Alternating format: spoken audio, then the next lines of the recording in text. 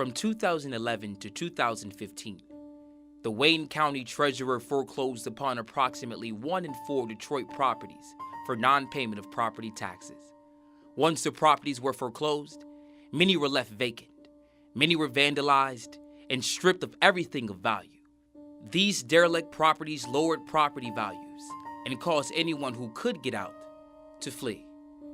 The property tax foreclosure crisis in Detroit has wiped out entire neighborhoods of Detroit's most vulnerable residents. Poor and working-class Black families have borne the brunt of this crisis, and it should not have happened. According to the Michigan Constitution, no property should be assessed at more than 50% of its market value. It turns out, the city government systematically inflated the property tax assessments of homes in Detroit beyond this legal limit. In fact, between 2009 and 2015, 55 to 85% of Detroit properties were unconstitutionally assessed each year. This led to illegally inflated taxes on those properties. Why? Because in 2008, home values in Detroit plummeted as a result of the Great Recession. But instead of reducing property tax assessments to match the lower value of homes, the government robotically copied the previous rates, making only minor adjustments. It was no surprise that residents weren't able to pay. And here's the kicker.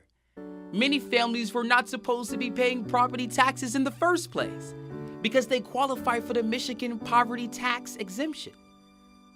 But Detroit didn't publicize this and made the application process so difficult that it was nearly impossible to complete. So when we look at the decimation that unconstitutional property tax assessments have left behind, who is to blame? Working and poor people who are struggling to provide a home for their families? Or the government, who systematically and illegally inflated the assessed values of homes to increase their property tax revenue, then seized homes from families when they could not afford to pay? Join our fight to end unconstitutional tax foreclosures in Detroit.